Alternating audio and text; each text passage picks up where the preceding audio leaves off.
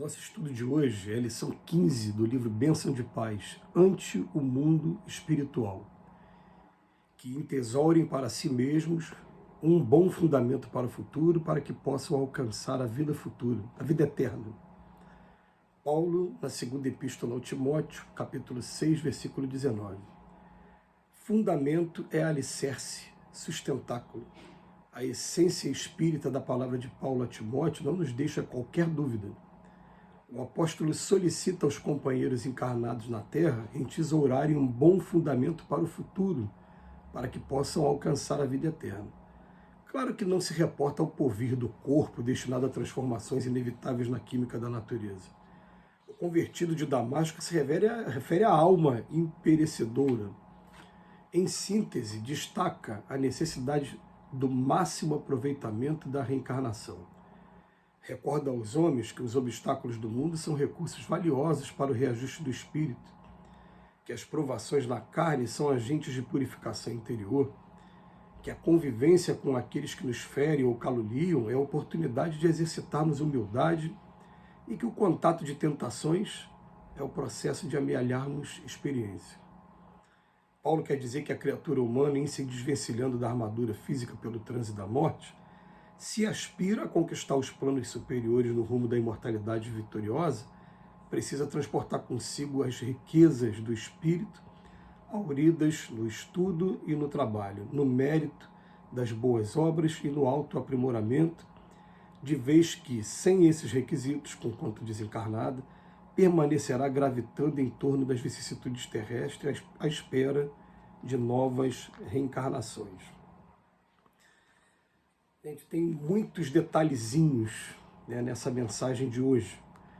Primeiro, que o Paulo está deixando na carta a Timóteo, a mensagem assim, que entesoure para si mesmos um bom fundamento para o futuro, para que possam alcançar a vida eterna.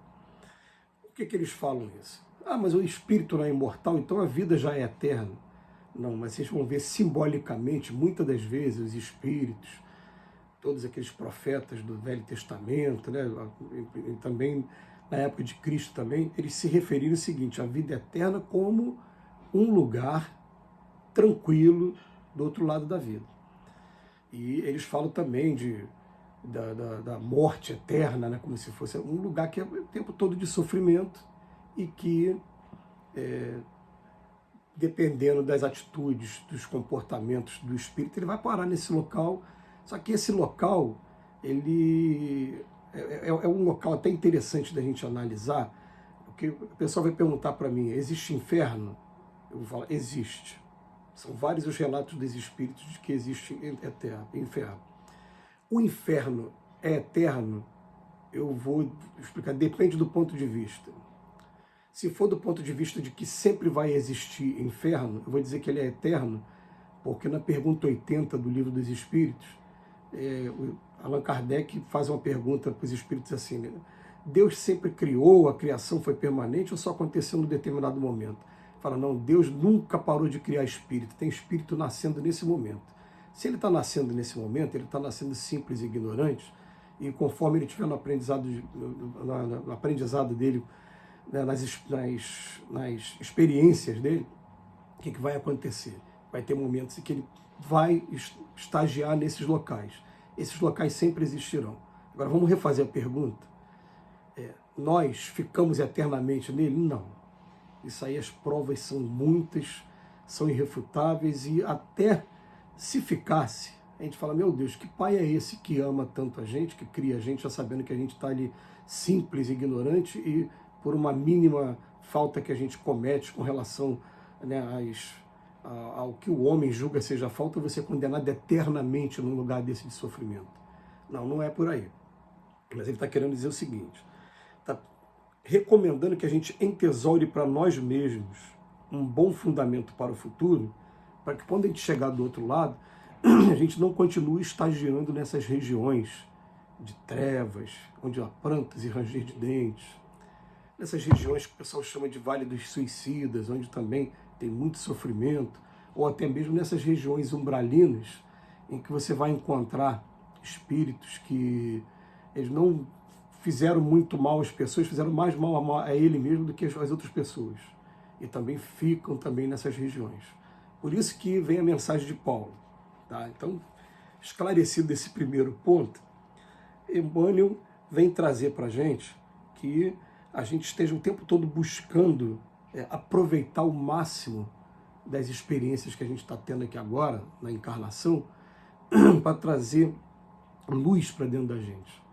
Porque o que acontece, a gente não percebe agora, mas conforme a gente vai deixando de lado alguns preconceitos, a gente começa a aprender a amar as pessoas e respeitar as pessoas, cada uma dentro da sua cultura, dentro do seu processo evolutivo, a gente vai mudando a nossa coloração enquanto corpo espiritual que nós somos. Paulo de Tarso também fala do corpo espiritual nas cartas aos Coríntios, na segunda epístola aos Coríntios.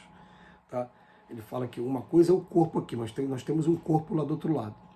Esse corpo do outro lado, ele vai se encher de luz à medida que eu conseguir trazer o Evangelho para dentro de mim e que eu conseguir me transformar realmente dentro do Evangelho do nosso Senhor Jesus.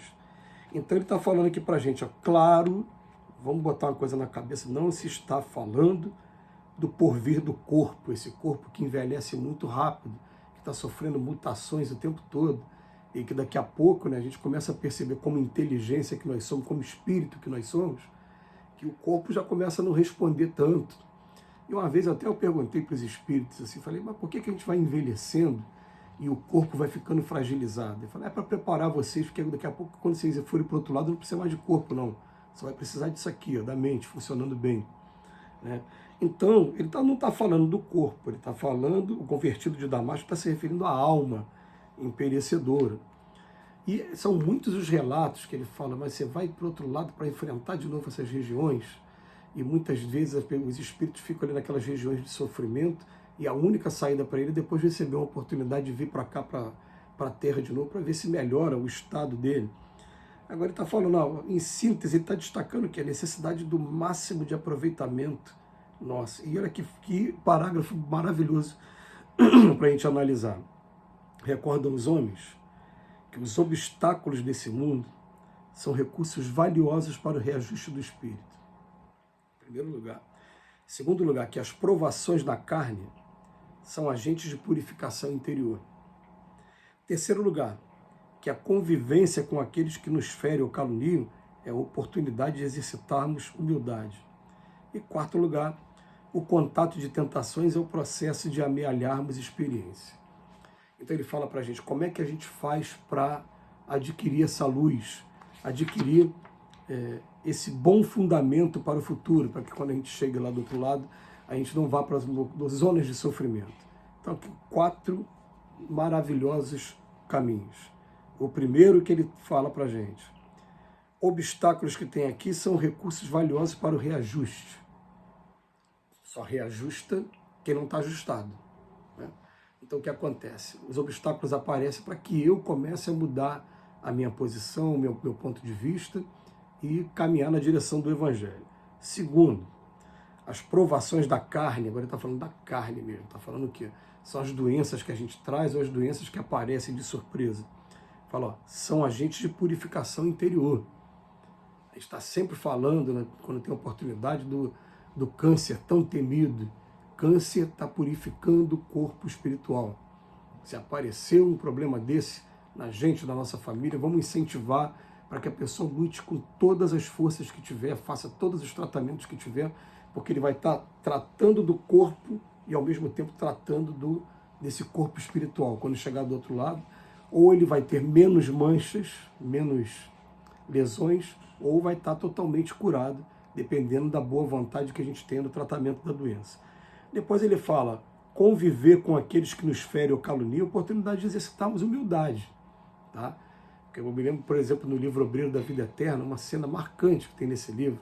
Tem uma hora que eles estão atravessando dentro de um pronto-socorro no plano espiritual e vão numa região que tem muitos espíritos que ficam com aquela intenção de te ferir mesmo, de te agredir. E eles vão, ouve aquilo, ouve aquelas agressões, aquela gritaria, e não pode entrar naquela sintonia, só consegue fazer se tiver humildade. Se entrar na sintonia, fica lá junto com aqueles sofredores também. E depois fala das tentações que Jesus fala para a gente, não nos deixeis cair em tentação.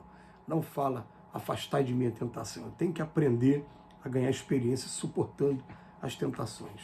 4 dicas valiosas de Emmanuel, que Jesus nos abençoe hoje e sempre.